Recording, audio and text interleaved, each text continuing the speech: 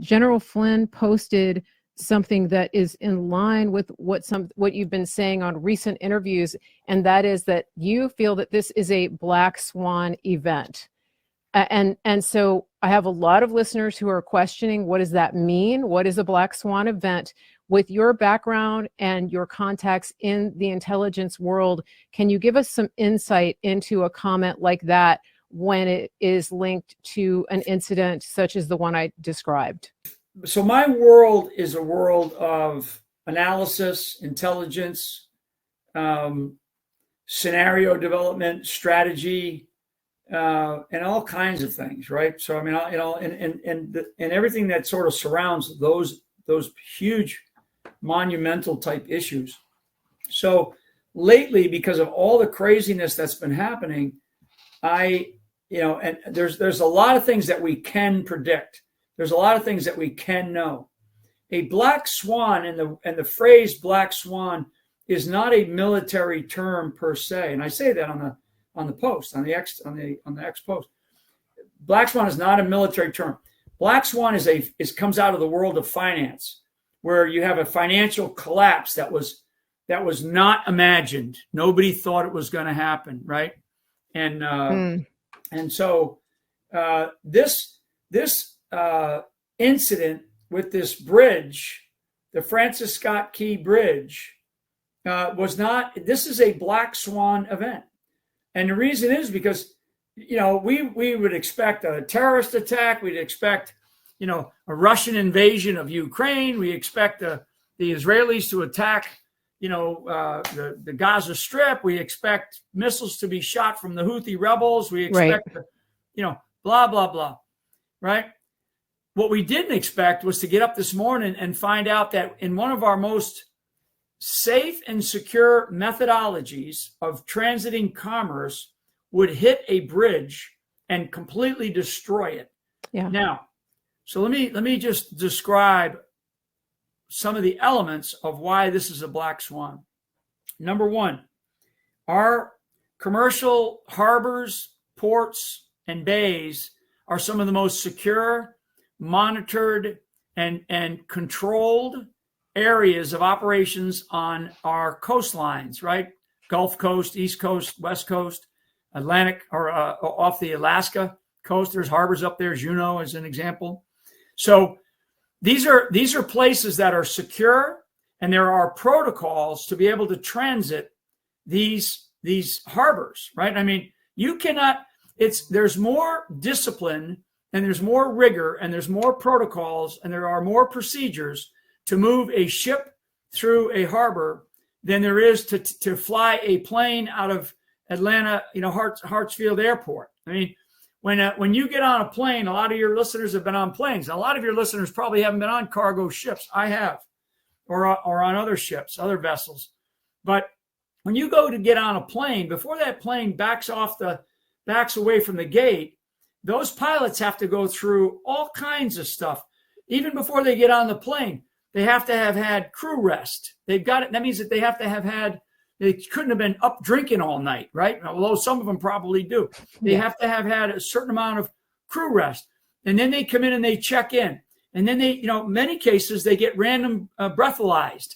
And then they get on the plane, to jump through a couple of other procedures.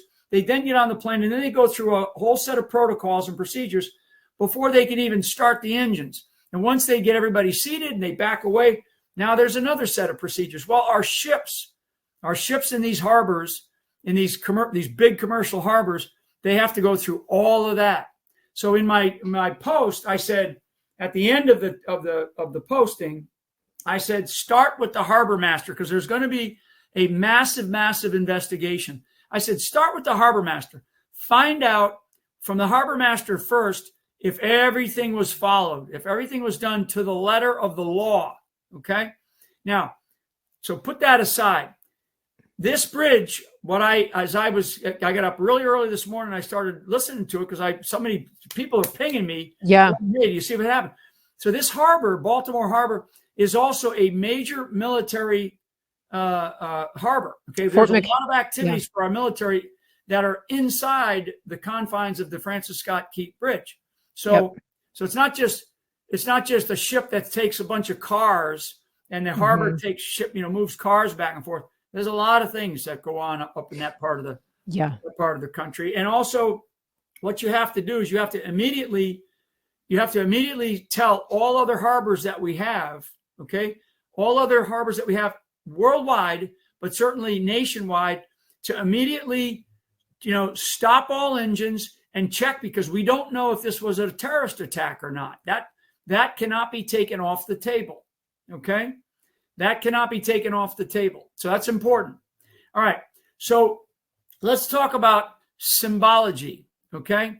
Francis Scott Key Bridge. Francis Scott Key, that bridge, because right away people are going to go, oh, that's an old infrastructure. That bridge was built in 1977. Bridges are supposed to last a lot longer than a few years. So that bridge is not an old bridge. Like, I've been over that bridge plenty of times. That bridge is used by a lot of people. The Baltimore Harbor to Washington, D.C., to places like Newport News and Norfolk, Virginia, which is a large military installations. Yes. That and also Philadelphia Naval Station. Okay, Philadelphia has its own ports that come down in through the various waterways to go out into the Atlantic. These are massive, massive military and national security operations. Never mind what they do for commercial traffic. So we cannot take off the table that this was a potentially a terrorist incident. Okay, if it was an accident, something bad happened, and we all saw the videos now online where the ship, all the electricity, all the lights went out, the smokestacks blowing black smoke. Made a sharp turn. Made a very sharp turn. The port side anchor was let loose. I mean, maybe to drag. I don't know. Yeah. Port is left, starboard is right. So as the ship is coming in and it turns this way, the port side anchor was let loose.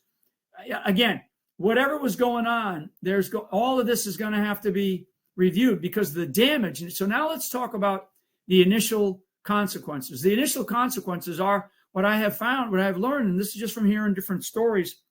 There was a bridge repair crew on the bridge this morning, doing some repairs, probably doing some, Rust-Oleum or something like that.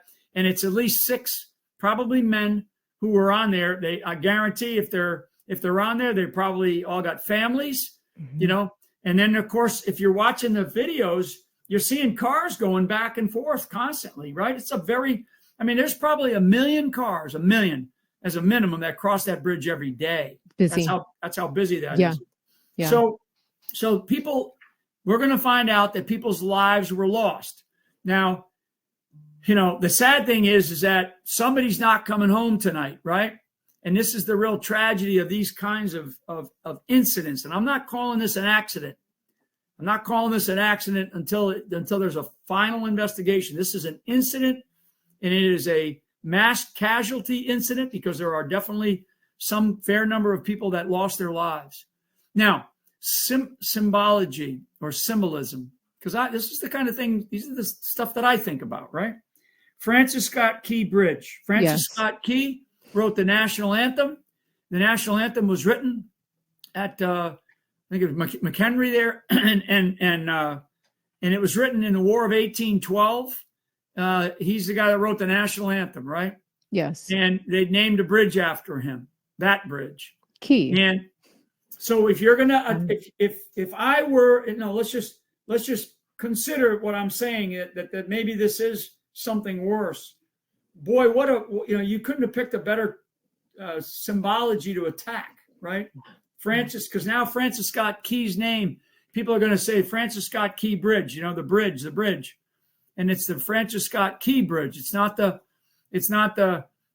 Holland Tunnel, or it's not something else, right? God help us. So now let's put all that to the side, because the other thing that came out in the last 24 hours, that's I got to watch my time with you, Mary. I know you're on a roll, but I want to honor your time. Let me tell your audience the other thing, because this is the stuff that I pay attention to, and I do expect more and more people to follow these kinds of things, because these are impacting our lives. So the last 24 hours, the Russian government has come out and stated emphatically that the United Kingdom and the United States were behind the attack in Moscow, the terrorist attack in Moscow. Yeah. Okay. That's pretty bad. So if they're saying that, and their FSB, their security services have said that. Now, I don't know what the deal is. I just know what I'm reading and what I'm paying attention to.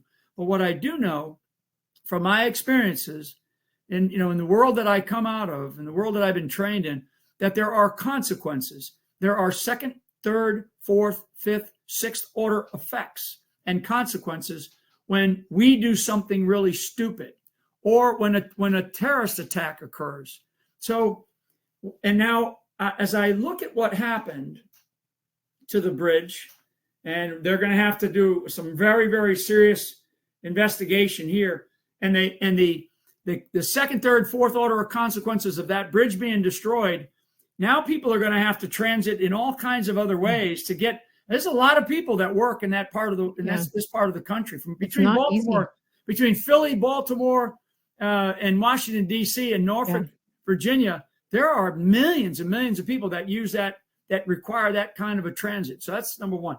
The second thing, though, what I just mentioned about Russia, if the Russians are able to show on the world stage that they have proof that the United States or the United Kingdom was behind this terrorist attack, and not, as we heard our illustrious State Department and our illustrious National Security Council spokesperson 30 minutes after the attack, that it was ISIS, right? Yeah. My hypothesis, Mary Grace, is that I don't believe it's ISIS. So what I want people to do is prove to me that it was ISIS. Okay. Yeah. So my the way that I go into sort of a hypothesis is that I think about what might be, and then I try to prove that it's not.